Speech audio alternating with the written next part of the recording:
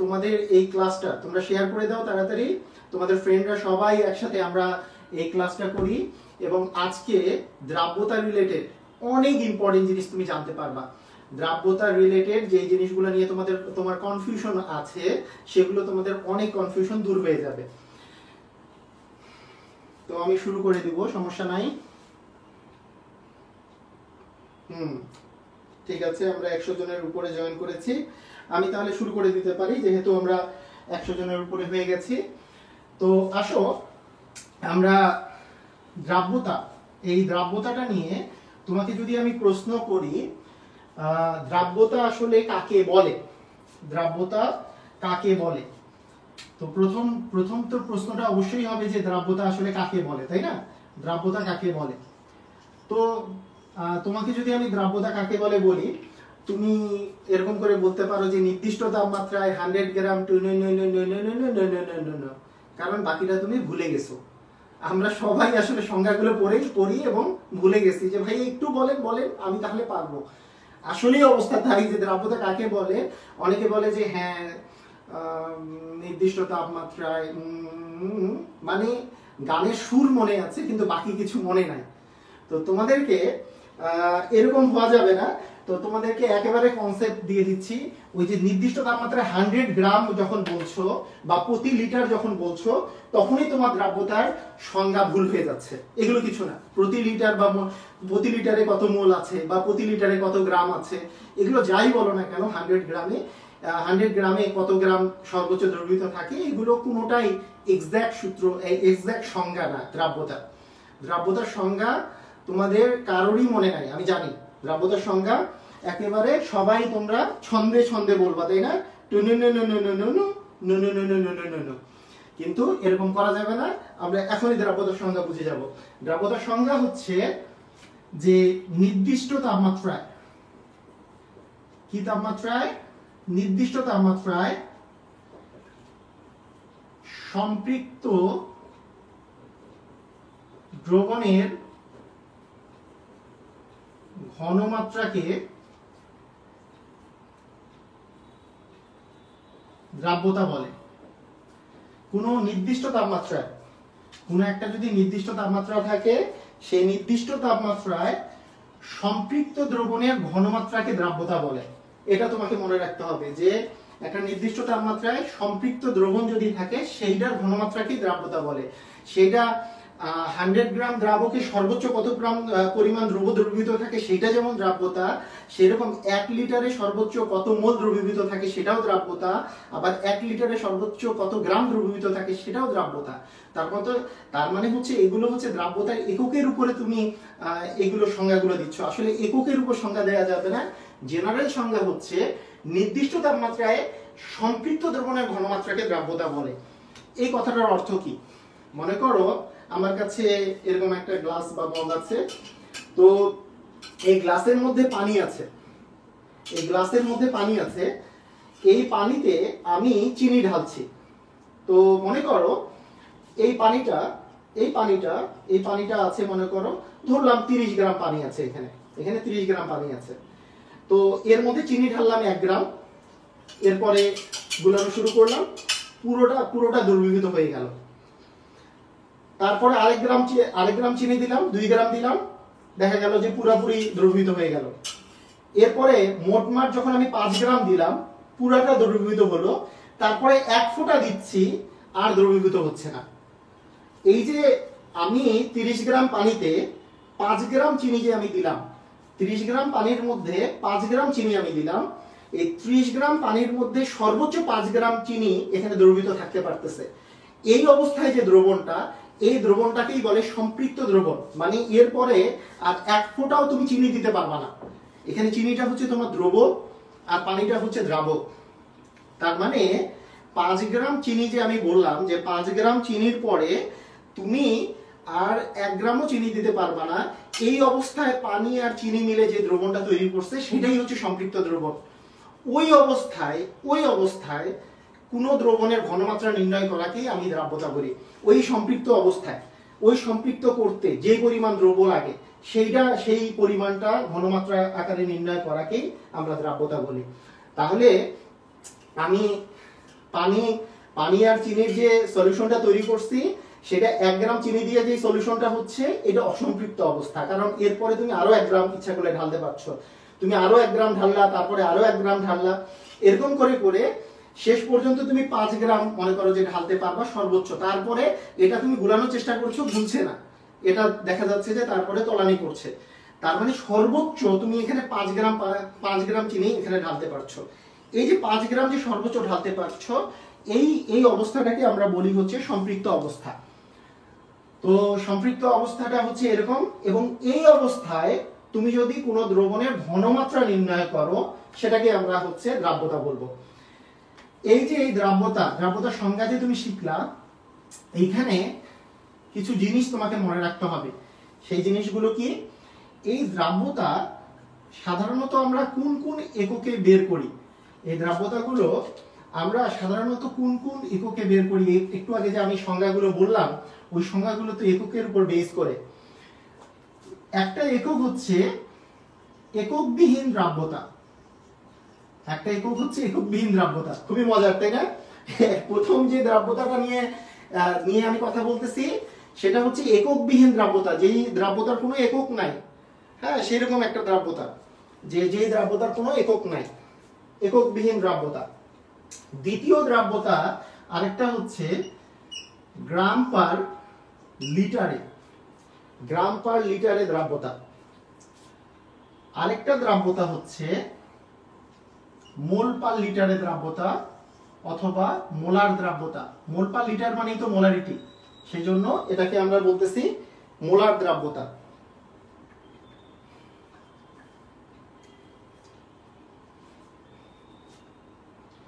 এটাকে আমরা বলছি হচ্ছে মোলার দ্রাব্যতা। ওকে, তো তোমরা এখন যেই কাজটা তোমরা করবা সেটা হচ্ছে যে তোমরা একটু মনে করার চেষ্টা করো, তোমরা যে বই থেকে পড়েছো যে এককবিহীন দ্রাব্যতা, অনেকে নাম শুনো নাই, যে এককবিহীন দ্রাব্যতাটা কোথায়। এককবিহীন দ্রাব্যতা মূলত বোঝায় যে গ্রাম পার 100 গ্রাম দ্রাবক, গ্রাম পার 100 গ্রাম দ্রাবক, মানে গ্রামটা হচ্ছে উপরে হচ্ছে দ্রব আর নিচে হচ্ছে 100 গ্রাম দ্রাবক, মানে প্রতি 100 গ্রাম দ্রাবকে সর্বোচ্চ কত গ্রাম দ্রব দ্রবীভূত থাকে সেটাকে দ্রাব্যতা বলে। এই দ্রাব্যতাটা তুমি পাবা সাধারণত সঞ্জীব কুমার গুহ স্যারের বইয়ে। গুহ স্যারের বইয়ের অঙ্কগুলা তুমি দেখবা যে গ্রাম পার 100 গ্রাম দ্রাবক মানে এককবিহীন দ্রাব্যতার অনেক অঙ্ক আছে, এবং কবির স্যার এবং হাজারি স্যারের বইয়ে এই দুটা এককের তো প্রচুর পরিমাণে অঙ্ক আছে। তোমরা সাধারণত আমি জানি যে তোমরা অনেকেই হাজারি স্যারের বই ফলো করো, অনেকেই গুহ স্যারের বই ফলো করো, তো সমস্যা নাই, যে বই ফলো করো কোনো সমস্যা নেই। আজকের কনসেপ্ট তোমাদের ক্লিয়ার হয়ে গেলে আর কোনো প্রবলেম থাকবে না। তো দেখো যে গ্রাম পার 100 গ্রাম দ্রাবক, এই দ্রাব্যতাটা যে আমি বলছি সেই দ্রাব্যতাটা হচ্ছে এরকম যে 100 গ্রাম দ্রাবকে সর্বোচ্চ যত গ্রাম দ্রবীভূত থাকতে পারে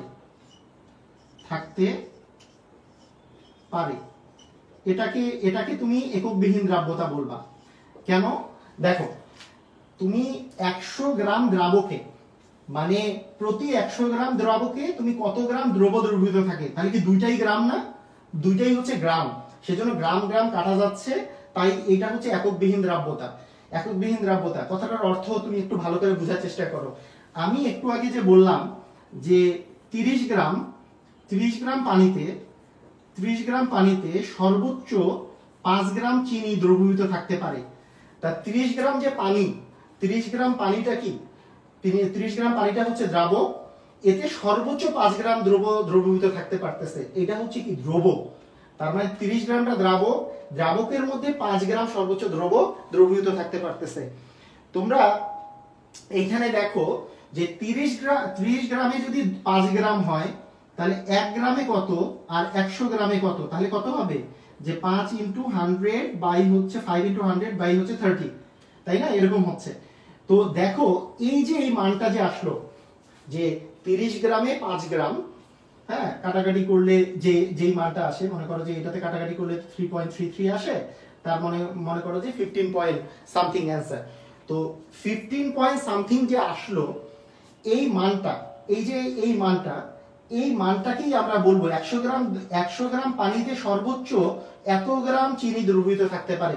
এইখানে ধরো যে আসলো 15.5 গ্রাম, আমি ধরলাম যে আসলো এটা, এই 15.5 হচ্ছে তোমার দ্রাব্যতা এখানে।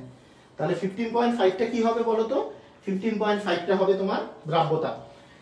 মনে রাখবা যে 100 গ্রামে যত গ্রাম সর্বোচ্চ দ্রবীভূত থাকতে পারবে সেটাই হচ্ছে তোমার দ্রাব্যতা। এটাই হচ্ছে এককবিহীন দ্রাব্যতা। এককবিহীন দ্রাব্যতার কনসেপ্ট হচ্ছে এটা। এককবিহীন দ্রাব্যতার কনসেপ্ট হচ্ছে, তাহলে আমরা একটু আলাদা করে যদি লিখে ফেলি যে এটা সহজে কিভাবে বের করব আমরা এককবিহীন দ্রাব্যতাটা। সেই এককবিহীন দ্রাব্যতা সহজে বের করার সিস্টেম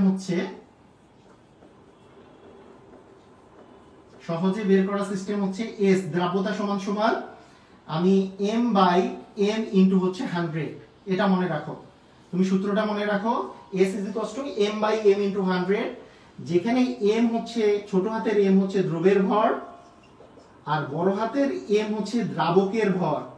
কার ভর বলো তো? দ্রাবকের ভর। m by m into 100।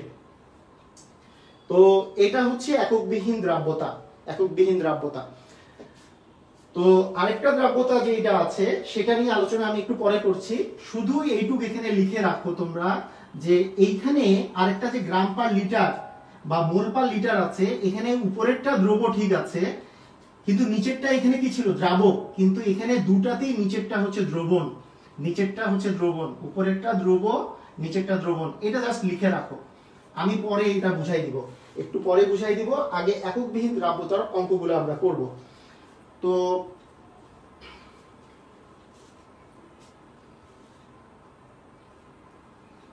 আচ্ছা, হ্যাঁ, অনেকেই প্রশ্ন করতেছো, সমস্যা নাই। একজন প্রশ্ন করেছে যে ভাইয়া দ্রাব্যতার উপরে কি চাপের কোনো প্রভাব আছে?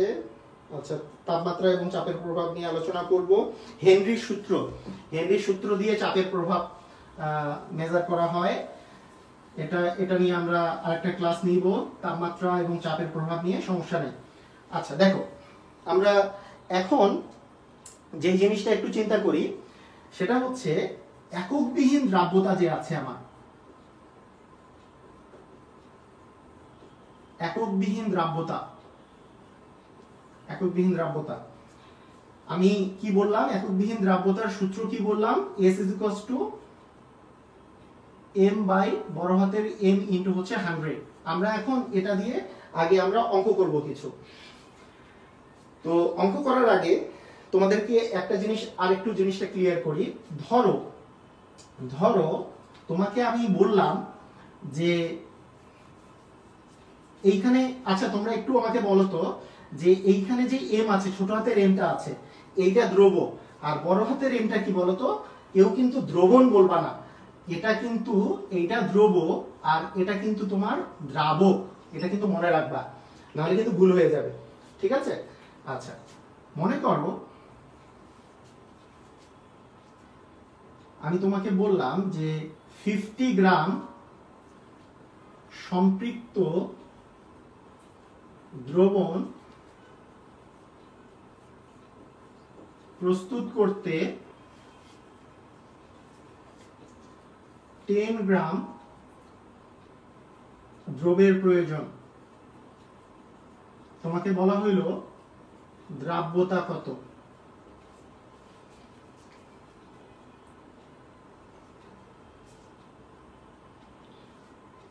আচ্ছা ঠিক আছে, তোমাদেরকে আমি বললাম যে 50 গ্রাম সম্পৃক্ত দ্রবণ প্রস্তুত করতে 10 গ্রাম দ্রবের প্রয়োজন। দ্রাব্যতা কত? মানে একটা স্যাচুরেটেড সলিউশন তুমি তৈরি করবা 50 গ্রামের, সেখানে 10 গ্রাম তুমি সলিউট প্রয়োজন, তোমার সলিবিলিটি বের করতে হবে। তোমরা করো দেখি, তোমরা একটু উত্তরটা জানাও আমাকে, কে কে পারবা তোমরা একটু উত্তরটা জানাও তাড়াতাড়ি।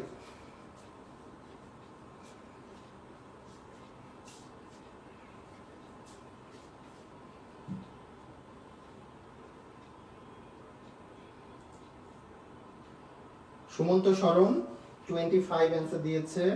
আর কেউ? অ্যান্সার দাও।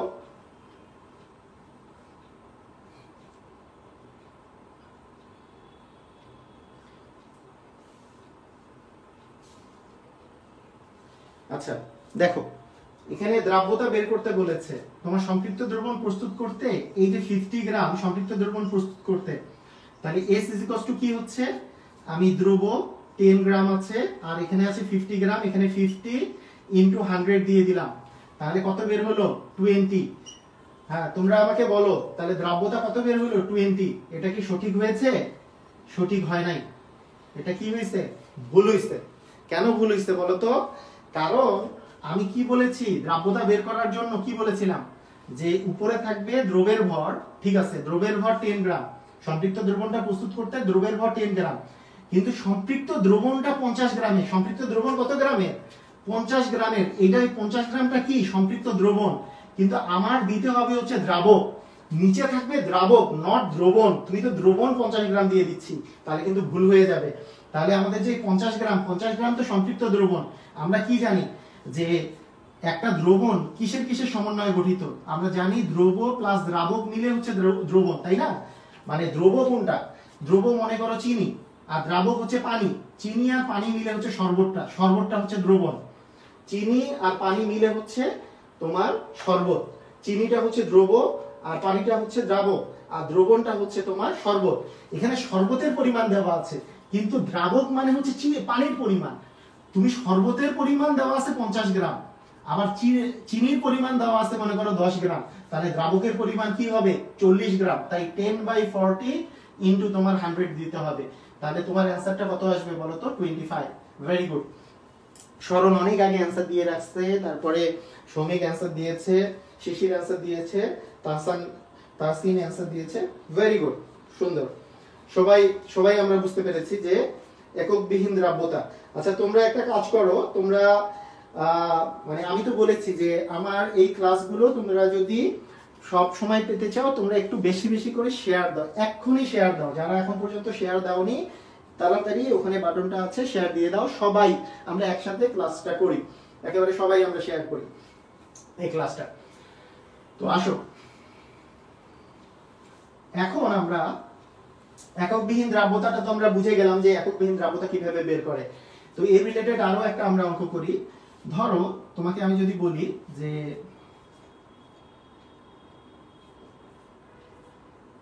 500 গ্রাম সম্পৃক্ত দ্রবণ প্রস্তুত করতে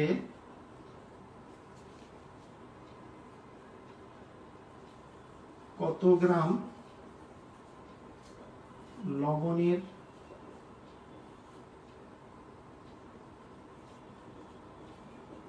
প্রয়োজন হবে যদি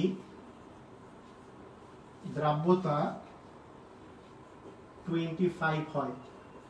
যদি দ্রাব্যতা 25 হয়, এখানে দেওয়া আছে যদি দ্রাব্যতা 25 হয়।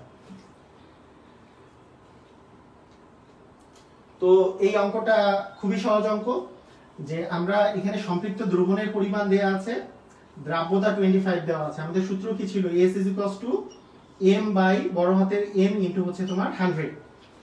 তাহলে এখানে দ্রাব্যতা দেওয়া আছে 25, তার মানে S এর ভ্যালু হচ্ছে 25।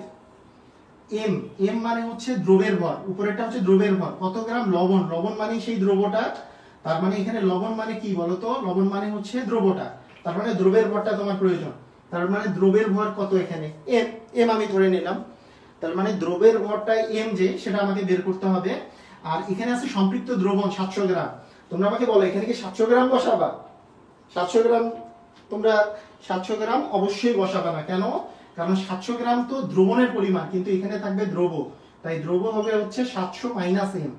mটা হচ্ছে কি 700 গ্রাম তো হচ্ছে দ্রবণ, তার মানে দ্রবণ থেকে দ্রব মাইনাস করলে দ্রাবক বের হবে। এইখানে নিচে কিন্তু দ্রাবক আসবে, তার মানে দ্রব বাই দ্রাবক ইনটু তোমার হচ্ছে 100। এখান থেকে m এর মান বের করলেই তোমার হয়ে যাবে। আমাদের খুবই ইজি, তাই না? এইভাবে করে আমরা অঙ্কটা করতে পারি। আচ্ছা এই অঙ্কটা আরেকটু আলাদাভাবে করে যদি দেওয়া থাকে, শুধুমাত্র একটা জায়গায় যদি চেঞ্জ করা থাকে, একটা জায়গায় যদি চেঞ্জ করা থাকে, সেটা হচ্ছে 700 গ্রামের জায়গায় 700 ml দেওয়া আছে, আর এখানে দেওয়া আছে আপেক্ষিক গুরুত্ব। এখানে দেওয়া আছে মনে করো আপেক্ষিক গুরুত্ব 1.25 আপেক্ষিক গুরুত্ব দেওয়া আছে। তাহলে আমরা অঙ্কটা কিভাবে করে করব একটু আমাকে জানাও।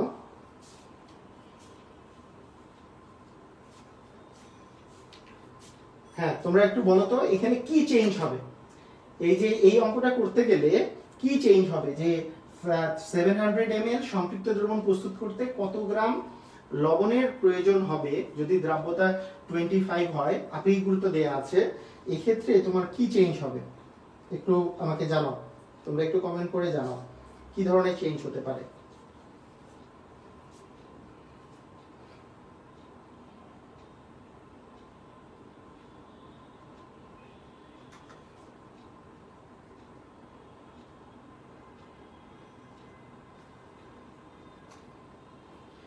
তো জানাও, সবাই জানাও কি কি চেঞ্জ হবে।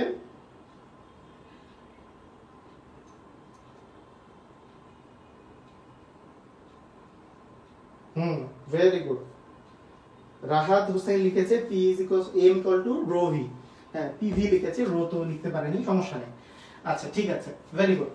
এখন দেখো এখানে কি চেঞ্জ হবে, সেই জিনিসটা হচ্ছে যে এখানে যে আপেক্ষিক গুরুত্বটা আছে, একটা জায়গায় যখন তুমি আপেক্ষিক গুরুত্ব জিনিসটা দেখবা, এই আপেক্ষিক গুরুত্ব দেখার সাথে সাথে তুমি মনে রাখবা আপেক্ষিক গুরুত্ব মানেই হচ্ছে যে কোনো জায়গায় এই আপেক্ষিক গুরুত্ব দেখলে তোমার আপেক্ষিক গুরুত্ব অনেক অঙ্কে থাকে না, দেখবা যে অনেক অঙ্কের মধ্যে কেমিস্ট্রিতে ফিজিক্সে আপেক্ষিক গুরুত্ব থাকে, সঙ্গে সঙ্গে মনে করবা আপেক্ষিক গুরুত্ব মানেই হচ্ছে ঘনত্ব। আপেক্ষিক গুরুত্ব আর ঘনত্ব হচ্ছে একই, আপেক্ষিক গুরুত্ব হচ্ছে ঘনত্ব। এখন এখানে একটা জিনিস মনে রাখতে হবে, আপেক্ষিক গুরুত্ব মানে ঘনত্ব, কিন্তু আপেক্ষিক গুরুত্বের কোনো একক নাই, এটা কোনো একক নাই, কিন্তু ঘনত্বের কোন ঘনত্ব সেটা হচ্ছে গ্রাম পার ml এ ঘনত্ব।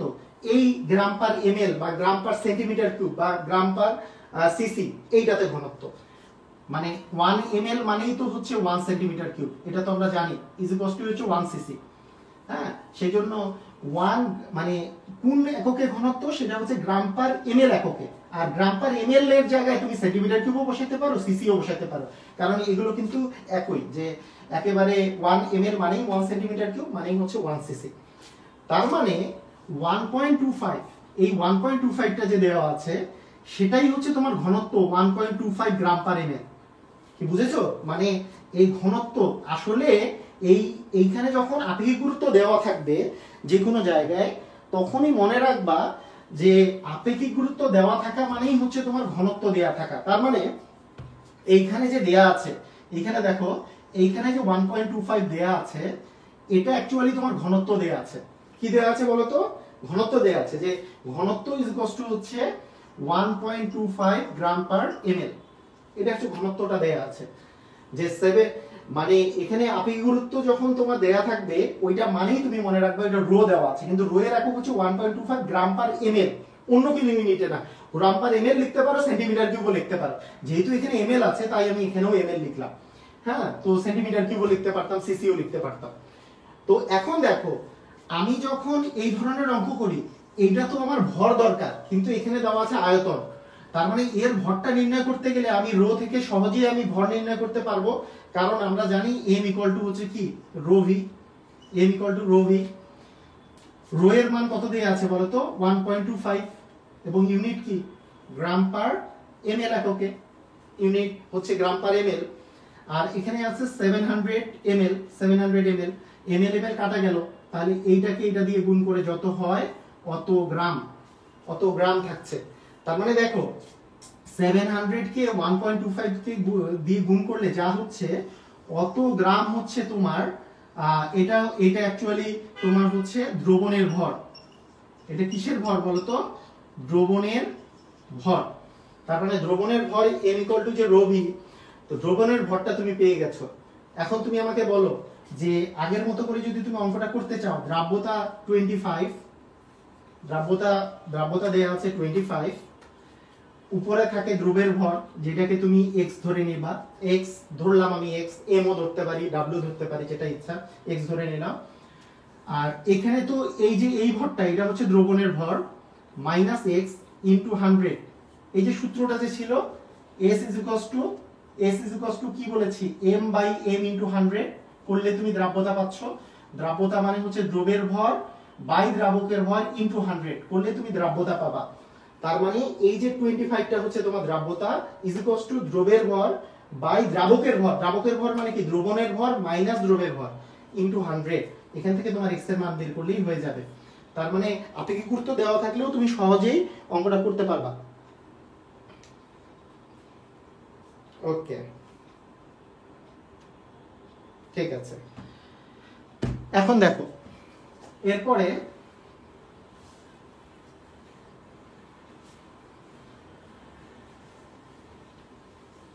দ্রাব্যতার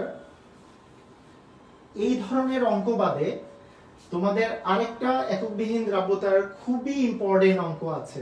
মনে আছে তোমাদের? যখন তাপমাত্রার পরিবর্তন থাকে, তাপমাত্রার পরিবর্তনের যে দ্রাব্যতার অঙ্কগুলো থাকে, তাপমাত্রার পরিবর্তনজনিত সমস্যা বলি। তো তাপমাত্রার পরিবর্তনজনিত যেই অঙ্কগুলো আছে এগুলো বুয়েট, রুয়েট, কুয়েট, চুয়েট যে কোনো অ্যাডমিশনের জন্য খুবই ইম্পর্টেন্ট, অ্যাডমিশন টেস্টের জন্য খুবই ইম্পর্টেন্ট যে তাপমাত্রা জনিত যেই সমস্যাবলীগুলো আছে, যে এত তাপমাত্রায় দ্রাব্যতা এত ছিল, এত তাপমাত্রায় দ্রাব্যতা এত হয়েছে, এত তাপমাত্রার এত গ্রাম ভরের একটি বস্তুকে যদি তুমি কোনো একটি দ্রবণকে যদি তুমি এত তাপমাত্রায় আনো তাহলে কত গ্রাম মানে তোমার তলানি পড়বে বা অধক্ষেপ পড়বে বা দ্রবণ থেকে বেরিয়ে আসবে। এই ধরনের কোশ্চেনগুলো খুবই ইম্পর্টেন্ট। আমরা এগুলো এখন সলভ করব। দেখো খুবই সহজ প্রসেসে, এরকম সহজ প্রসেসে তুমি কোনোদিনও সলভ করো নাই। আজকে এই ধরনের অঙ্কগুলো তুমি যেই প্রসেসে সলভ করবা, এই প্রসেসে তুমি জীবনে কোনোদিন সলভ করো নাই, সামনেও করবা না, আজকের পর থেকে করবা অবশ্য, আমি দেখাই দেওয়ার পর থেকে। তাপমাত্রা, এখানে আছে দ্রাব্যতা, একটা আছে তোমার তাপমাত্রা আর হচ্ছে দ্রাব্যতা। মনে করো 30 ডিগ্রি সেলসিয়াস তাপমাত্রায় কোনো লবণের দ্রাব্যতা দেওয়া আছে মনে করো 60। 50 ডিগ্রি সেলসিয়াস তাপমাত্রায় ওই লবণের দ্রাব্যতা হচ্ছে 80।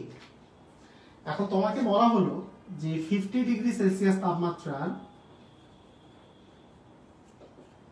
50 গ্রাম সম্পৃক্ত দ্রবণকে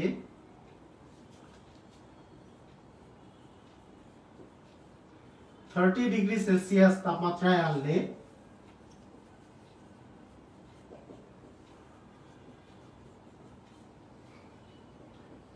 কত গ্রাম অধক্ষেপ পড়বে?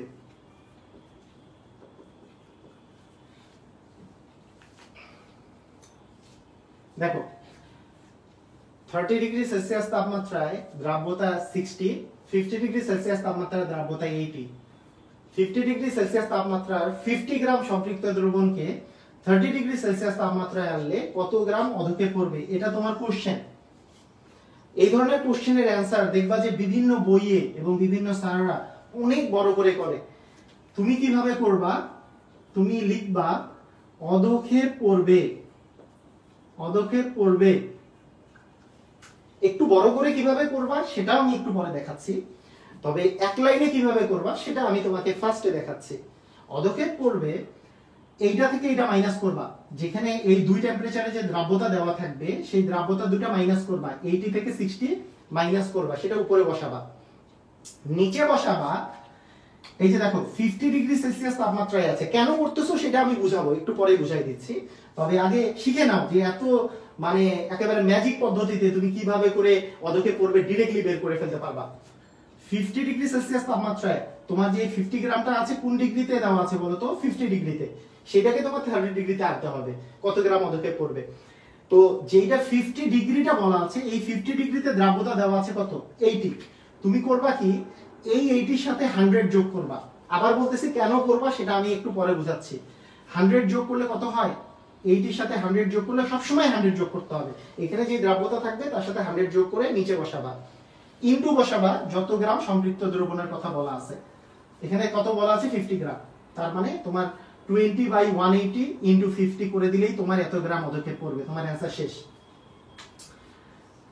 কত ম্যাজিক, তাই না? একেবারেই ম্যাজিক। কত বড় অঙ্ক এক লাইনে করে ফেলতেছো। উপরে 20 ডিভিশন 180 ইনটু হচ্ছে 50। এটা কিভাবে করে হলো সেটা আমি তোমাদেরকে বুঝাচ্ছি। তোমাদের এই ম্যাজিকটা তোমরা কি সবাই বুঝতে পেরেছো কি করতে হবে সেটা আগে বলো। তোমরা একটু আমাকে কমেন্টে জানাও সবাই কি বুঝতে পেরেছো যে কি করতে হবে, সেটা কেন করতে হবে সেটা আমি একটু পরে বুঝাবো। আগে তোমরা আমাকে বলো এই ম্যাজিকটাতে কি করতে হবে, এটা কি সবাই তোমরা বুঝেছো? এই দুটা মাইনাস করতে হবে, মাইনাস করে উপরে এখানে যেই মানটা থাকবে মানে এই যে 50 ডিগ্রিতে যে দ্রাব্যতা দেওয়া থাকবে তার সাথে 100 যোগ করে নিচে ইনটু হচ্ছে যেই সম্পৃক্ত দ্রবণের কথা বলা থাকবে সেটা হচ্ছে দিয়ে গুণ করতে হবে। একটু আমাকে বলো, সবাই বলো যে তোমরা কি এই যে ম্যাজিকটা আমি দেখালাম সবাই কি তোমরা বুঝতে পেরেছো ম্যাজিকটা মানে কিভাবে করতে হবে? তো তাড়াতাড়ি রেসপন্স করো সবাই।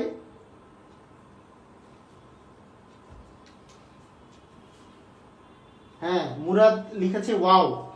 হ্যাঁ, সুন্দর। মানে ওয়াও মানে আমি বুঝলাম যে সে বুঝেছে যে কি করতে হবে।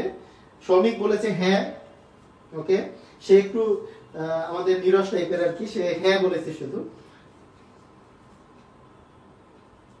একজন বলেছে মুন্না বলেছে জি। আচ্ছা, মুরাদ বাদে আর বাকিরা সবাই নিরস দেখা যাচ্ছে যে শুধু মুরাদ বলেছে ওয়াও। আসলেই একটু এক্সপ্রেশন দেওয়া দরকার। ওয়াও ভাইয়া কি দেখাইলেন আপনি। হ্যাঁ, এটা তো আসলে এরকম এক্সপ্রেশন আসার কথা। তো ঠিক আছে, দেখো আমাদের এই যে কি করতে হবে, যে মনে করো আমি আবার একটা एग्जांपल দিচ্ছি। দেখো ধরো এখানে কি হতে পারে, এখানে টেম্পারেচারটা চেঞ্জ থাকতে পারে। এই টেম্পারেচারের জায়গায় কত তোমার এখানে থাকলো 20 আর এখানে থাকলো মনে করো 30, থাকলো সমস্যা নাই। তাহলে এখানে কি হবে, এখানে মনে করো 30 দেওয়া আছে, আর এখানে কত দেওয়া আছে, এখানে মনে করো 20 দেওয়া আছে, আর এখানে মনে করো দেয়া আছে যে 70 আর মনে করো 85 দেয়া আছে। কি করবা তুমি, চিন্তাটা করো যে কি করবা তুমি, তোমার কাজ কি? তোমার কাজ হচ্ছে এইদিকে তাকানো, এইদিকে আগে দেখো। এদিকে হচ্ছে 30 ডিগ্রি দেওয়া আছে, মানে এটা নিয়ে কাজ করতে হবে। এটা তুমি মাথায় রাখলা। প্রথমে এই দুটাকে মাইনাস করে উপরে বসাবা। তার মানে এই ক্ষেত্রে কি হবে অ্যানসার বলো? মাইনাস করবা। মাইনাস করলে কি হবে? 85 থেকে 70 মাইনাস করলে হচ্ছে 15 যাবে উপরে। আর এখানে 30 ডিগ্রি দেওয়া আছে, তার মানে 30 ডিগ্রিতে যেই দ্রাব্যতা দেওয়া আছে তার সাথে 100 যোগ করে নিচে বসাবা, 185 ইনটু হচ্ছে এখানে যেই মানটা দেওয়া থাকবে সেটা। শেষ, তোমার অ্যানসার শেষ। জাস্ট এত তাড়াতাড়ি তুমি কিন্তু করে ফেলতে পারবা, তাই না?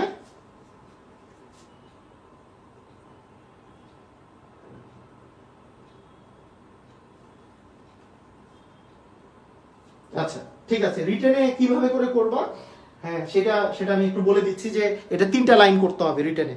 ওকে, একজন বলেছে যে রিটেনে কি করা যাবে ভাইয়া, এটা বুঝছি কিন্তু কেন। Very good. এই তো কে বলেছে? রাহাত হোসেন বলেছে। হ্যাঁ, ভেরি গুড রাহাত হোসেন, তুমি জানতে চেয়েছো কেন, এবং কেনটা তুমি জানতে না চাইলেও আমি বলতাম। তো দেখো কেন সেটার অ্যান্সার শুনো, এবং এটা খুব ভালো করে মাথার মধ্যে রাখো কি আসলে ঘটনাটা। মনে করো 20 ডিগ্রি সেলসিয়াস তাপমাত্রায় 70 হচ্ছে দ্রাব্যতা। কি বলেছে? 20 ডিগ্রি সেলসিয়াস তাপমাত্রায় দ্রাব্যতা হচ্ছে 70। দেখো দ্রাব্যতা হচ্ছে কি 70। দ্রাব্যতা 70 কথাটার অর্থ কি? দ্রাব্যতা 70 কথাটার অর্থ কি? যে দ্রাবক যদি 100 গ্রাম থাকে, আমি কি বলেছিলাম এককবিহীন দ্রাব্যতায় দ্রাবক কত গ্রাম ধরে নেই? দ্রাবক 100 গ্রাম ধরে নিচ্ছি। তার মানে সর্বোচ্চ দ্রব কত গ্রাম থাকতে পারবে বলতো? 70 গ্রাম। এটা কি বোঝা গেছে যে দ্রাব্যতা 70 কথাটার অর্থ হচ্ছে দ্রাবক যদি 100 গ্রাম হয় সর্বোচ্চ দ্রব থাকতে পারবে হচ্ছে 70 গ্রাম। মানে সলভেন্ট যদি তোমার 100 গ্রাম থাকে তার মানে হাইয়েস্ট পরিমাণ সলিউট থাকতে পারবে হচ্ছে 70 গ্রাম। 70 গ্রাম হাইয়েস্ট পরিমাণ সলিউট থাকতে পারবে। এটা কি আমরা বুঝি না যে দ্রাব্যতা 70 কথাটার অর্থ আমি তো বলেছিলাম যে এককবিহীন দ্রাব্যতা মানে 100 গ্রাম দ্রাবকে সর্বোচ্চ কত পরিমাণ দ্রব্য থাকে সেটাই হচ্ছে এককবিহীন দ্রাব্যতা। যেহেতু এখানে 70 দেওয়া আছে তার মানে এটা নিশ্চয়ই 100 গ্রাম দ্রাবকে হাইয়েস্ট 70 গ্রাম দ্রব্য দ্রবীভূত থাকবে। তার মানে এটা থেকে আমরা বুঝলাম যে এই ক্ষেত্রে সম্পৃক্ত দ্রবণটা কত গ্রামের হচ্ছে বলতো? সম্পৃক্ত দ্রবণটা 100 প্লাস 70 মানে হচ্ছে 170 গ্রামের সম্পৃক্ত দ্রবণ হচ্ছে। এটা কি বোঝা গেছে? এটা হচ্ছে 170 গ্রামের সম্পৃক্ত দ্রবণ হচ্ছে। আমি বুঝাচ্ছি ওটা কেন হইছে, কিভাবে কিভাবে করতে হবে সেটা তো আবার বলে দেব, সমস্যা নেই, এটা আগে বুঝে নাও। বলতো অনুরূপ ভাবে 30 ডিগ্রি সেলসিয়াস তাপমাত্রায় কি দেওয়া আছে? 30 ডিগ্রি সেলসিয়াস তাপমাত্রায় দ্রাব্যতা দেয়া আছে, দ্রাব্যতা দেওয়া আছে মনে করো 85। এই কথাটার অর্থ কি? এই কথাটার অর্থ ওই একই রকম। দ্রাবক যদি 100 গ্রাম থাকে তার মানে সর্বোচ্চ সর্বোচ্চ দ্রব্য থাকতে পারবে হচ্ছে 85 গ্রাম। সর্বোচ্চ দ্রব্য কতটুকু থাকতে পারবে বলো? সর্বোচ্চ দ্রব্য থাকতে পারবে হচ্ছে 85 গ্রাম। সর্বোচ্চ দ্রব্য দ্রবীভূত থাকতে পারবে 85 গ্রাম। এবং এক্ষেত্রে সম্পৃক্ত দ্রবণটা কত গ্রামের বলো তো? সম্পৃক্ত দ্রবণ 185 গ্রামের, আগের মতো। সম্পৃক্ত দ্রবণ, এই যে দ্রাবক আর দ্রব্য যোগ করলেই তো দ্রবণ পাওয়া যাবে। তোমরা একটু আগে আমাকে বলো যে দ্রাব্যতা 70 মানে কোনো কিছু দ্রাব্যতা 70 মানেটাই হচ্ছে মনে করো যে যেটাই বলি না কেন, দ্রাব্যতা 20 যদি বলি, 20 মানে কি? যে 100 গ্রামে সর্বোচ্চ 20 গ্রাম থাকতে পারবে, ওটাই হচ্ছে 20 দ্রাব্যতা। এরকম 70 মানে 100 গ্রাম দ্রাবকে সর্বোচ্চ 70 গ্রাম দ্রব্য থাকতে পারবে। তার মানে সম্পৃক্ত দ্রবণটা কত গ্রামে? দ্রব্য আর দ্রাবক যোগ করলেই তো দ্রবণ পাওয়া যায়। তার মানে সম্পৃক্ত দ্রবণটা 170 গ্রামের। এখানে 85, তার মানে কি দ্রাব্যতা 85 মানে দ্রাবক যদি 100 গ্রাম হয় সর্বোচ্চ দ্রব্য দ্রবীভূত থাকতে পারবে 85 গ্রাম। তার মানে সম্পৃক্ত দ্রবণটা কত গ্রামের বলো তো? 185 গ্রামের। তোমরা এই দুটো বুঝতে পেরেছো কিনা একটু আমাকে জানাও, একটু কমেন্ট করে জানাও তোমরা একটু এই দুটা লাইন, এই দুটা জিনিস বুঝতে পেরেছো কিনা, এই দুটা জিনিস বুঝতে পেরেছো কিনা সবাই একটু আমাকে জানাও। ওকে, দেখো এই যে সম্পৃক্ত দ্রবণটা তোমার এখানে 170 গ্রামের, এখানে 185 গ্রামের। এই দুইটা জিনিস তোমরা সবাই বুঝতে পেরেছো? হ্যাঁ, সমস্যা নাই। ওকে, দেখো এখন আমরা একটু দেখি যে এখন এই দুইটা যখন তুমি বুঝে গেলা, এরপরে এই সিচুয়েশনটা চিন্তা করো। 30 গ্রাম সেলসিয়াস তাপমাত্রায় 80 মানে তোমার হচ্ছে 50 গ্রাম সম্পৃক্ত দ্রবণকে তুমি ঠান্ডা করছো 20 ডিগ্রি সেলসিয়াস তাপমাত্রায়। তুমি জিনিসটা চিন্তা করো, তোমার ডিগ্রি কত ডিগ্রি দেওয়া আছে? 70 ডিগ্রি, 30 ডিগ্রি। বলো তো 30 ডিগ্রিতে এই সিচুয়েশনটা চিন্তা করো তো, 30 ডিগ্রিতে দ্রাব্যতা 85, 30 ডিগ্রিতে দ্রাব্যতা কত বলো তো? 85। এই কথাটার মানে কি তুমি একটু চিন্তা করো যে 30 ডিগ্রি সেলসিয়াস টেম্পারেচার তোমার এখন রুমের টেম্পারেচার। এই সময় তোমাকে একটা সম্পৃক্ত দ্রবণ দেওয়া হয়েছে যেখানে দ্রাবক আছে 100 গ্রাম। দ্রাবক কত গ্রাম আছে? 100 গ্রাম। বলো তো 30 ডিগ্রিতে সর্বোচ্চ ওখানে তুমি সম্পৃক্ত দ্রবণ যদি তৈরি করতে চাও তাহলে কত গ্রাম গুলাতে পারবা? 85 গ্রাম। তার মানে তোমার সম্পৃক্ত দ্রবণটা 185 গ্রামের। তুমি চিন্তা করো, তুমি এখন এটা বসে আছো, আর অন্য কিছু চিন্তা করা বাদ দাও, জাস্ট এটা নিয়ে চিন্তা করো যে তুমি এখন তোমার ঘরের টেম্পারেচার মনে করো 30 ডিগ্রি এবং এখন দ্রাব্যতা মনে করো 85, ওই দ্রবণটা নিয়ে তুমি বসে আছো যার দ্রাবক হচ্ছে 100 গ্রাম, দ্রব্য সর্বোচ্চ 85 গ্রাম থাকতে পারবে। তার মানে সম্পৃক্ত দ্রবণটা কত গ্রামের বলো তো? 185 গ্রামের। 185 গ্রামের সম্পৃক্ত দ্রবণটা। তাহলে দেখো এই 185 গ্রামের সম্পৃক্ত দ্রবণে দ্রব্য কতটুকু, দ্রাবক কতটুকু আছে? দ্রাবক আছে 100 গ্রাম আর দ্রব্য কতটুকু আছে? 85 গ্রাম। বুঝছো তুমি? যদি বুঝে থাকো এখন বলো এটাকে তুমি 20 ডিগ্রি সেলসিয়াস তাপমাত্রায় আনতেছো। তুমি কিন্তু সবকিছু ওই দ্রবণটা নিয়ে বসে আছো, খালি তুমি মনে করো এসি দিয়ে টেম্পারেচার কমাই দিছো। এসি দিয়ে 30 ডিগ্রি ছিল, এখন তুমি 20 ডিগ্রি করছো। কি হবে বলো তো? 30 ডিগ্রি থেকে তুমি 20 ডিগ্রিতে আনছো। 100 গ্রামে একটু আগে 85 গ্রাম থাকতে পারতেছিল, 100 গ্রামে 85 গ্রাম থাকতে পারতেছিল। 185 গ্রামের কিন্তু তোমার সলিউশন। তো 100 গ্রামে 85 গ্রাম থাকতে পারতেছিল, টেম্পারেচার কমাই দিছো, তখন 100 গ্রাম ওই দ্রাবকটার মধ্যে আর কিন্তু 85 থাকতে পারবে না। কতটুকু থাকতে পারবে বলো তো? 70 গ্রাম। কিন্তু তোমার তো দ্রবণটা 185 গ্রামের, তো 185 গ্রামের মধ্যে 85 গ্রাম আগে 100 গ্রামের মধ্যে দ্রবীভূত ছিল, কিন্তু এখন 70 গ্রাম দ্রবীভূত থাকতে পারবে, তার মানে বাকি 15 গ্রাম অধক্ষেপ করবে। এটা বুঝো নাই? কারণ 100 গ্রামে এর লিমিট ছিল 85 গ্রাম, কিন্তু যখন টেম্পারেচার কমাই দিছো সেই 100 গ্রামই আর 85 গ্রাম নাই, আর 70 গ্রাম দ্রবীভূত থাকতে পারবে, কারণ দ্রবণ তো তুমি 185 গ্রামের নিচ্ছ। এই 185 গ্রামের দ্রবণকে তুমি যদি ঠান্ডা করো তাহলে 15 গ্রাম অধক্ষেপ করবে। দেখো এই 185 গ্রাম, এই 185 গ্রাম সম্পৃক্ত দ্রবণকে যদি তুমি 30 ডিগ্রি থেকে 20 ডিগ্রিতে ঠান্ডা করো তাহলে হচ্ছে এই 85 মাইনাস 70 মানে হচ্ছে 15 গ্রাম অধক্ষেপ পড়বে। তার মানে 1 গ্রামে কত পড়বে এবং 50 গ্রামে কত পড়বে, তাহলে উপরে হচ্ছে 15, নিচে হচ্ছে 185 ইনটু হচ্ছে 50, তাহলেই তোমার অ্যান্সার চলে আসলো। তাহলে আমরা বুঝে বুঝে পড়লাম যে 185 গ্রামে 15 গ্রাম অধক্ষেপ পড়ে, 50 গ্রামে কত গ্রাম অধক্ষেপ পড়ে, এটাই কিন্তু আমরা ডিরেক্টলি করেছি, তাই না? এটা তুমি এই লাইনগুলো লিখে তুমি করতে পারো যে 185 গ্রামে অধক্ষেপ পড়ে 85 মাইনাস 70 ইকুয়াল টু 15 গ্রাম, আর 50 গ্রামে কতটুকু অধক্ষেপ পড়ে, তোমার অঙ্ক শেষ।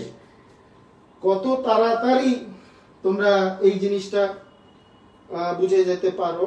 আচ্ছা আচ্ছা ঠিক আছে, বুঝতে পেরেছি বুঝতে পেরেছি, ওকে ভেরি গুড। তাহলে দেখো যে তোমার যে 185 গ্রামের যে দ্রবণটা আছে, সম্পৃক্ত দ্রবণটা আছে, এটাকে তুমি ঠান্ডা করলে কতটুকু অধক্ষেপ পড়ছে বারবার বলো তো? এইটা থেকে এটা মাইনাস করলে যা আসে, এইটা থেকে এটা মাইনাস করলে যা আসে অতটুকু অধক্ষেপ পড়বে। তাহলে 85 থেকে 70 মাইনাস করছো, 15 গ্রাম অধক্ষেপ পড়ছে, তার মানে 185 গ্রামে 15 গ্রাম অধক্ষেপ পড়ে, তাহলে 50 গ্রাম। একজন লিখেছে যে আরেকবার বুঝান, এইটা স্যার আবার বুঝান, আবু সায়েদ। ওকে ভেরি গুড আবু সায়েদ, আরেকবার দেখো, সমস্যা নাই। এখানে বলা হয়েছে যে 20 ডিগ্রি সেলসিয়াস তাপমাত্রায় দ্রাব্যতা হচ্ছে 70, 30 ডিগ্রি সেলসিয়াস তাপমাত্রায় দ্রাব্যতা হচ্ছে 85।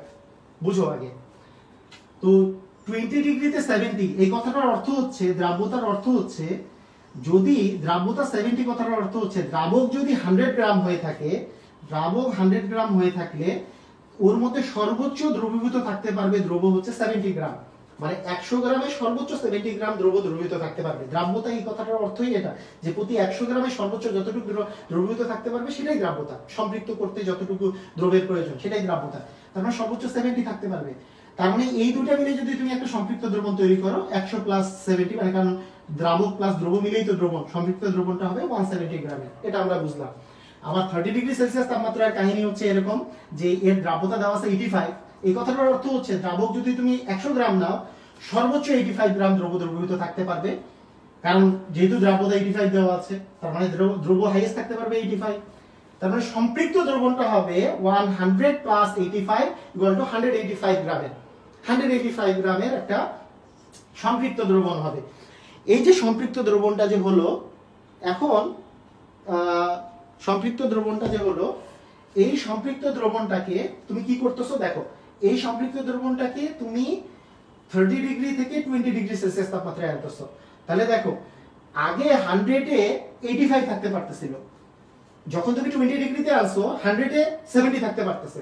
তাহলে 185 গ্রামের 30 ডিগ্রি সেলসিয়াস তাপমাত্রা 185 গ্রামের একটা সম্পৃক্ত দ্রবণকে তুমি যদি ঠান্ডা করো তাহলে কিন্তু 85 মাইনাস 70 ইকুয়াল টু 15 গ্রাম তো অধক্ষেপ পড়তেই হবে, কারণ 100 গ্রামে 85 ছিল, এখন 100 গ্রামে 70 থাকতে পারবে, বাকি 15 গ্রামকে তলানি করতে হবে অবশ্যই। এই 15 গ্রামটা তলানি করলো 185 গ্রামে, একই কত 50 কত।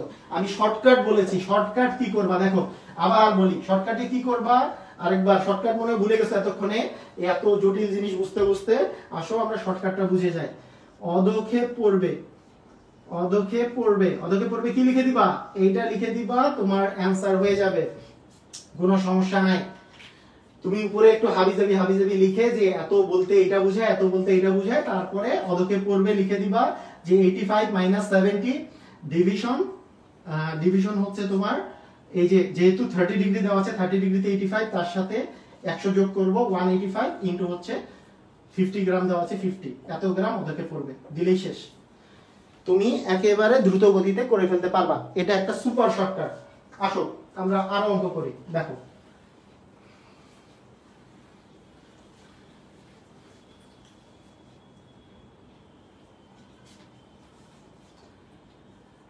মনে করো তাপমাত্রা আর দ্রাব্যতা। আচ্ছা বলো তো, যদি আমি টেম্পারেচারটা দিই 25 ডিগ্রি সেলসিয়াস আর দ্রাব্যতা দিলাম মনে করো 40, আর দিলাম 35 ডিগ্রি সেলসিয়াসে দ্রাব্যতা দিলাম 65, বললাম যে 25 ডিগ্রি সেলসিয়াস তাপমাত্রার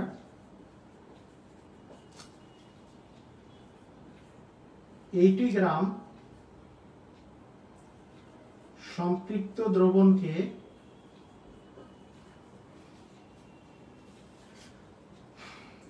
35 ডিগ্রি সেলসিয়াস তাপমাত্রায়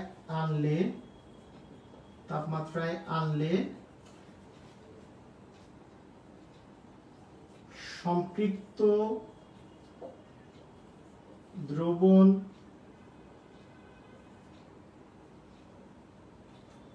করতে কত গ্রাম দ্রব্য যোগ করতে হবে? আচ্ছা তোমরা একটু এটা করে তোমরা একটু আমাকে কি অ্যানসার দিতে পারবা? এটা তোমরা করে তোমরা কি অ্যানসার দিতে পারবা? আচ্ছা তোমরা এই যে সৌমিক আছো, শরণ, এরা কি তোমরা কি শেয়ার দিছো? তোমরা একটু তাড়াতাড়ি শেয়ার দিয়ে দাও তো, আমরা সবাই একসাথে দেখতে থাকি। যতজন আছে একেবারে সবাই একসাথে দেখতে থাকি, কারণ আমাদের এই গ্রুপের মধ্যে ক্লাস নিলে যতজন আমরা বেশি দেখতে পাবো তত আমাদের জন্য মঙ্গল।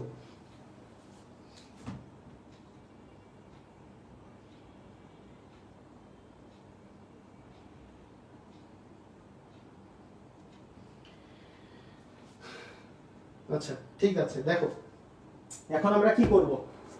এখন আমরা যে কাজটা করব সেটা হচ্ছে যে কতটুকু যোগ করতে হবে বলো তো। যোগ করতে হবে আগের সিস্টেমে, বলো আগের সিস্টেমে করলে এটাও হবে। আগের সিস্টেমে বলো কি করতে হয়, যে এইটা থেকে এটা মাইনাস করতে হয়, তাই না? তার মানে 65 থেকে 40 মাইনাস করব, সেটা থাকবে উপরে, আর নিচে থাকবে এই যে দেখো এখানে কি আছে 25 ডিগ্রি। 25 ডিগ্রি কোনটা? 25 ডিগ্রি এটা হচ্ছে 25 ডিগ্রিতে ছিল 40। এই 40 এর সাথে তুমি 100 যোগ করে দিবা। 40 এর সাথে 100 যোগ করলে কি হয়? 140। আর ইনটু কত গ্রামের কথা বলেছে? 80 গ্রাম করে দিলেই তোমার অ্যানসার শেষ। এত গ্রাম যোগ করতে হবে, এটা করলেই অ্যানসার হয়ে যাবে, শেষ।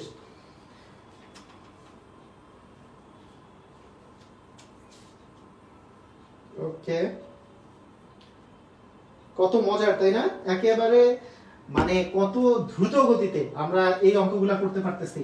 তাহলে আমরা মনে রাখবো এই দুইটা ডিফারেন্স থাকবে হচ্ছে উপরে, নিচে থাকবে হচ্ছে এখানে যেই ডিগ্রি সেলসিয়াস দেওয়া আছে সেই ডিগ্রিতে যেই দ্রাব্যতা দেওয়া থাকবে তার সাথে 100 যোগ করে নিচে, আর ইনটু হচ্ছে কত ডিগ্রি সম্পৃক্ত দ্রব্য, কত গ্রাম সম্পৃক্ত দ্রব্য সেটা দিয়ে গুণ করে দিতে হবে। এটাই হচ্ছে একেবারে সুপার শর্টকাট, এই ধরনের অঙ্কের সুপার শর্টকাট। এই অঙ্কগুলা বইয়ের মধ্যে কত বড় বড় করে এই এক ধাপ বড় বড় করে তোমার করে দেওয়া থাকে, বইয়ের মধ্যে করে দেওয়া থাকে না? ওখানে হাহা মিনি ইমোজি দিয়ে দিবা, একবার ইমো দিয়ে দিবা যে হাহা এত বড় করে করছেন কেন? এত বড় করে করার দরকার নাই, একেবারে খুবই তাড়াতাড়ি তুমি করতে পারবা। দেখো এরপরে আমরা এখন যদি আমরা করি যে আরেকটা আমি ইউনিটের কথা বলেছিলাম, গ্রাম পার লিটার, এই ইউনিটটার কথা বলেছি, যেখানে গ্রামটা হচ্ছে দ্রব্য আর এই লিটারটা হচ্ছে তোমার দ্রবণ। গ্রাম পার লিটার যে ইউনিটটাতে তোমার দ্রাব্যতা আছে, আমি দ্রাব্যতার 3টা ইউনিটের কথা বলেছি, তাই না? দ্রাব্যতার 3টা ইউনিটের কথা বলেছি, যেখানে গ্রামটা হচ্ছে তোমার দ্রব্য আর এইখানে হচ্ছে লিটারটা হচ্ছে দ্রবণ। এর আগের যে অঙ্কটা করলাম সেটা হচ্ছে এককবিহীন দ্রাব্যতা। এককবিহীন দ্রাব্যতায় উপরেও গ্রাম নিচেও গ্রাম, যে গ্রাম পার 100 গ্রাম দ্রাবক, সেটা গুহ স্যারের বইয়ে খুব সুন্দর করে দেওয়া আছে, তাই না? আর এই যে এইটা গ্রাম পার লিটার বা মোল পার লিটার, এগুলো তোমার হাজারি স্যারের বইয়েও দেওয়া আছে, সব বইয়ে দেওয়া আছে। তো এখানে কিন্তু ওই দুটার মধ্যে মেইন ডিফারেন্স হচ্ছে যখন তোমার এককবিহীন দ্রাব্যতা গ্রাম পার গ্রাম যে আছে, নিচের গ্রামটা হচ্ছে দ্রাবক, আর এখানে গ্রাম পার লিটারে যখন দ্রাব্যতা তখন এই লিটারটা হচ্ছে দ্রবণ। খুব ভালো করে মনে রাখতে হবে এটা, না হলে ভুল হয়ে যাবে, ঠিক আছে? এই ধরনের অঙ্ক যখন তোমার থাকবে, নরমাল অঙ্কগুলো বাদ দিয়ে তোমার ইয়ের কথাই চিন্তা করি যে এই ধরনের অঙ্ক আমার কাছে হাজারি স্যারের বইটা আছে, ধরো এই ধরনের অঙ্ক যদি থাকে, এই যে এরকম একটা অঙ্ক দেয়া আছে এখানে যে গ্রাম পার লিটার দিয়ে, এটা যশোর বোর্ড 2017 সালে আসছে, খুবই ইম্পর্টেন্ট একটা অঙ্ক। যে মনে করো 25 ডিগ্রি সেলসিয়াস তাপমাত্রা দেয়া আছে আর হচ্ছে দ্রাব্যতা দেয়া আছে 25 ডিগ্রি সেলসিয়াস আর হচ্ছে মনে করো 45 ডিগ্রি সেলসিয়াস। 25 ডিগ্রি সেলসিয়াস তাপমাত্রায় দ্রাব্যতা দেয়া আছে 280 গ্রাম পার লিটার, 45 ডিগ্রিতে দেওয়া আছে 370 গ্রাম পার লিটার, এটা দেওয়া আছে। বলেছে যদি সংযুক্ত দ্রবণ, হ্যাঁ, যদি 45 ডিগ্রি সেলসিয়াস তাপমাত্রার 45 ডিগ্রি সেলসিয়াস তাপমাত্রার 250 গ্রাম সম্পৃক্ত দ্রবণকে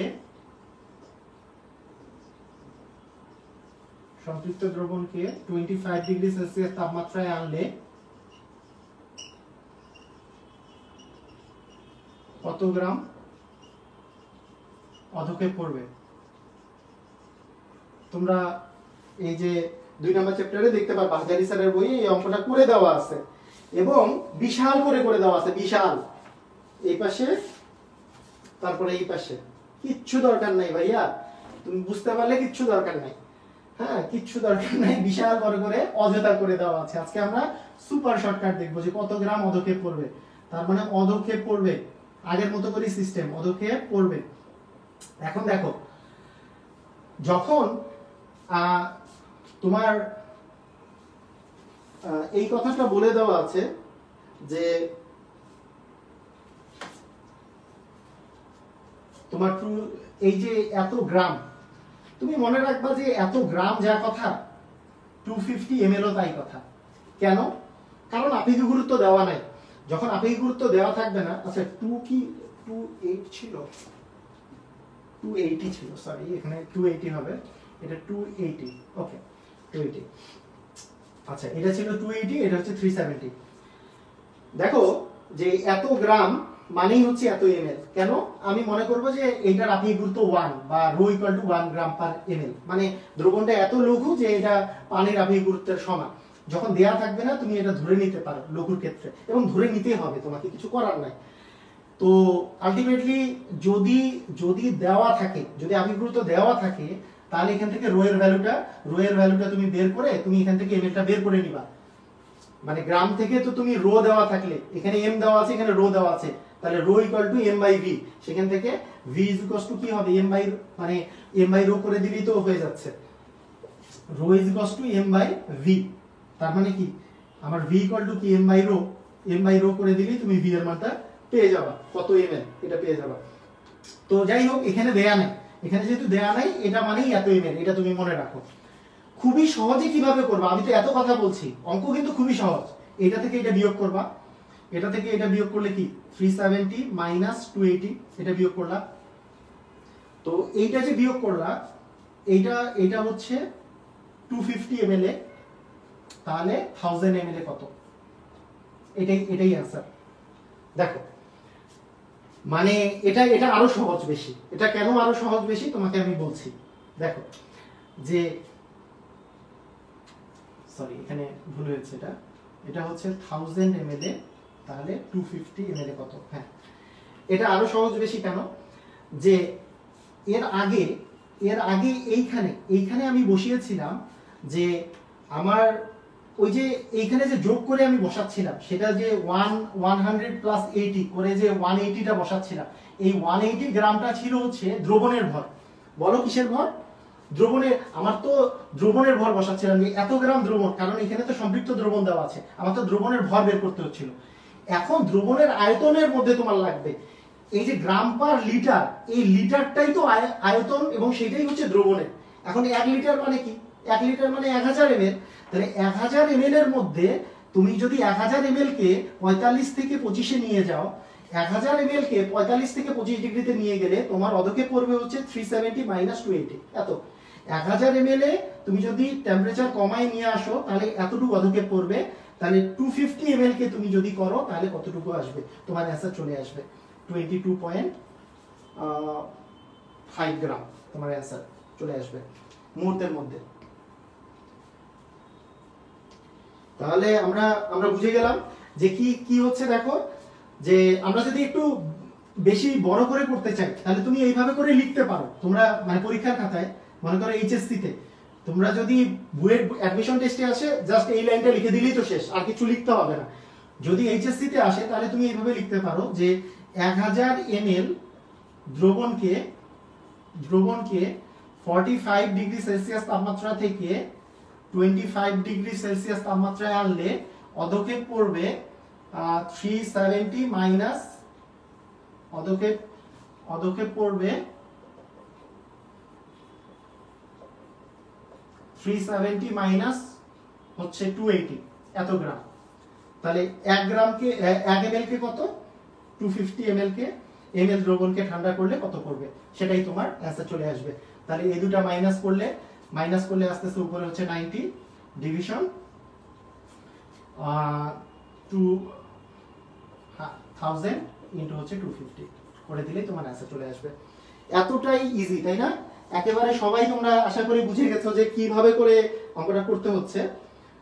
তো দেখো, আচ্ছা তোমরা কি এই অঙ্কটা সবাই বুঝতে পারছো কিভাবে করে করতে হলো? এই ধরনের আরেকটা অঙ্কের আমি তার এক্সাম্পল দিই তোমাদেরকে, একটু দেখো। মনে করো তোমার আছে তাপমাত্রা আর এখানে আছে দ্রাব্যতা।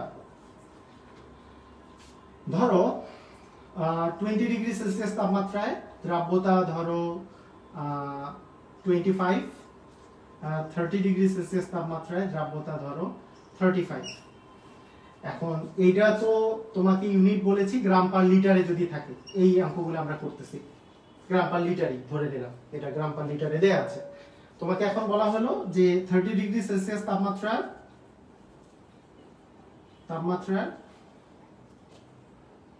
170 ml সম্পৃক্ত দ্রবণকে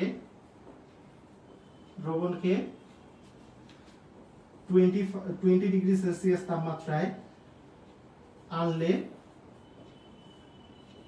কত গ্রাম অধক্ষেপ পড়বে। কি করবা? তুমি বলবা অধক্ষেপ পড়বে কতটুকু? উপরে যাবে হচ্ছে বিয়োগফল, বলো তো বিয়োগফল কত? 10। নিচে আসবে 1000, কারণ 1000 ml পার লিটার মানে 1000 ml ইনটু তোমার বের করতে হবে 170 করে দিবা, তোমার অ্যান্সার শেষ। এত বড় অঙ্ক এক লাইনেই শেষ। তোমাদের এত বড় অঙ্ক যে এক লাইনে শেষ করলাম, এই জন্য তোমরা একটা ওয়াও দিয়ে দাও, কমেন্টে ওয়াও জানায় দাও, আর সবাই শেয়ার করে দাও। আচ্ছা আমি শেয়ার এখন পর্যন্ত মাত্র 55 দেখতেছি। শেয়ার তাড়াতাড়ি সবাই শেয়ার করো, এখন যারা যারা আছে সবাই একটু শেয়ার করে দাও, কারণ আমরা এই ধরনের ক্লাস তাহলে নিতে পারবো। আমি তোমাদেরকে বলি আজকের এই ক্লাসটা আমার পেজের নাম তো তোমরা জানোই, মুত্তাসিম পাহাড়।